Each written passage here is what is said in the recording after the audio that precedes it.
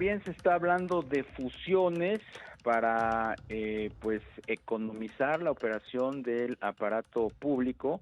Es el Instituto Mexicano de la Propiedad Industrial y el Instituto Nacional de los Derechos de Autor, el INPI y el INDAUTOR. Vamos a platicar de ello con nuestro experto aquí en temas de propiedad intelectual, Mauricio Jalife.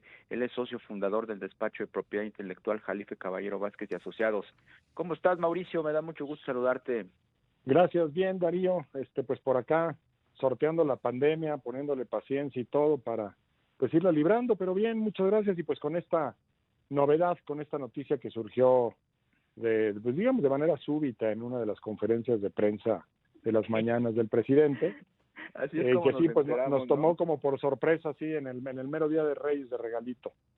Bueno, y este regalito de los Reyes para ustedes, los abogados de derechos de autor y de propiedad intelectual, ¿qué implica? ¿Es viable que se fusionen? Porque, pues, como dirían por ahí, se parecen, pero no son lo mismo.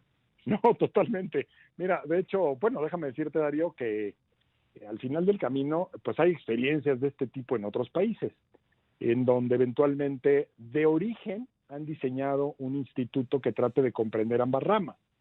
Es decir, tampoco es que sea un experimento, que sea algo totalmente ajeno a pues ciertas experiencias en ciertas jurisdicciones.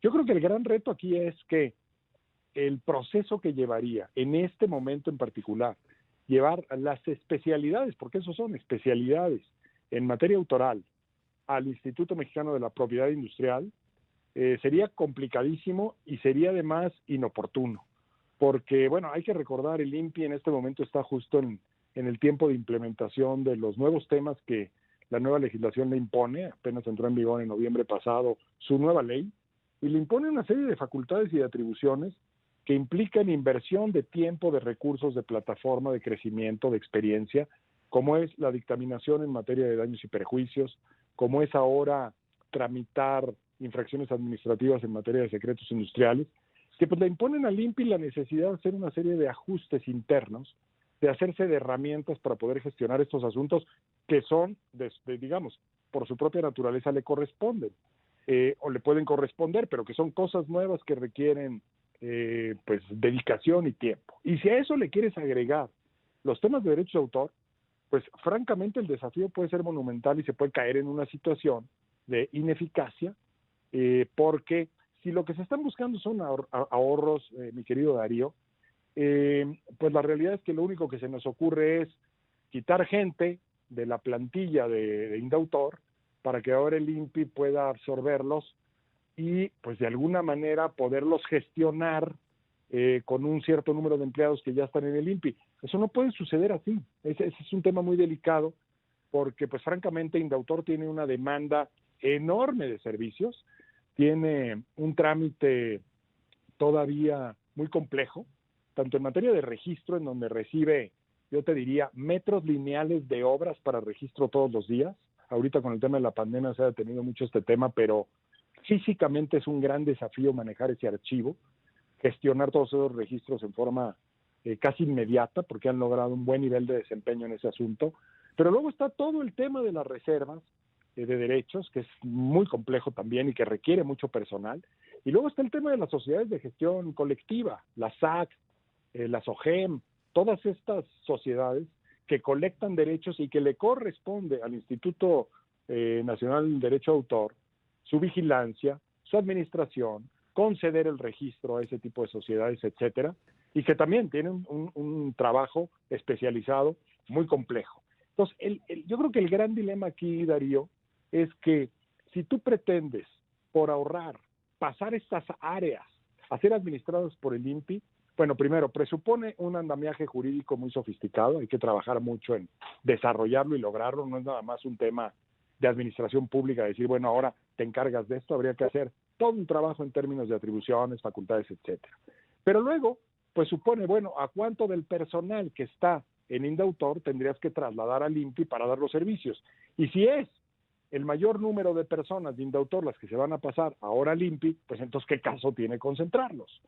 Pues honestamente, yo lo veo muy complicado, y creo que si la intención es ahorrar y, vamos a decir, dejar a Indautor sin los recursos que tradicionalmente ha tenido para gestionar los asuntos, creo que lo que vamos a hacer es descomponer la manera en que han venido avanzando los derechos de autor en México y muy probablemente comprometer también, pues digamos, los procedimientos en donde el INPI ha mostrado cierto nivel de eficiencia, pero que aún el propio INPI tiene rezago. Por supuesto. Entonces, cargarle la mano con todo esto, pues creo que nos puede llevar a un escenario sumamente complicado. Claro, Mauricio, buenas tardes, te saluda Rogelio Varela, y precisamente en esto último que nos comentas, ¿tú qué impacto económico ves en crear hipotéticamente una sola ventanilla que ya estaría, pues, de por sí hoy actualmente ya muy congestionada porque no se ha trabajado a la velocidad por el tema de la pandemia, y que ahora pues estaría prácticamente desbordada?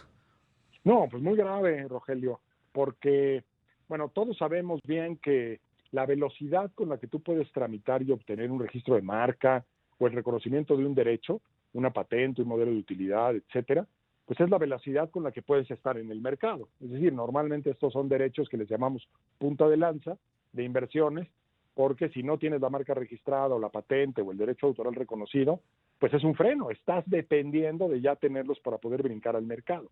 Si ahorita que estamos necesitando inversiones, que los negocios están tan asediados por todo este efecto pandémico, no cuentan con los procesos necesarios como para poder destrabar sus trámites y arribar al mercado, pues flaco favor nos estamos haciendo. Puede ser muy complicado. Yo diría, Rogelio, que en donde realmente se puede ahorrar mucho y se puede hacer un plan a mediano plazo, yo diría, de transición, en algún sentido, es eficientando los temas de registro que tiene el Indautor.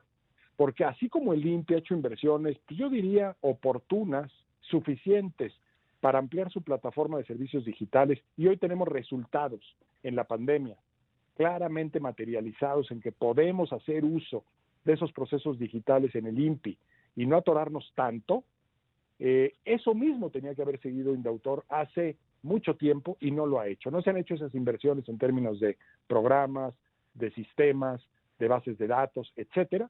Y entonces tenemos un registro que no es consultable digitalmente, un sistema de reservas que es casi, pues yo te diría, encriptado. O sea, para poder consultar un expediente de una reserva es todo un dilema, no están abiertos a la consulta pública, y eso hace que el Indautor parezca una autoridad que de repente pues no está a la altura de los requerimientos, y entonces, claro, una posibilidad es decir, pues vamos a eliminar a Indautor. No, al contrario, mi punto de vista sería, ¿cómo mejoramos Indautor?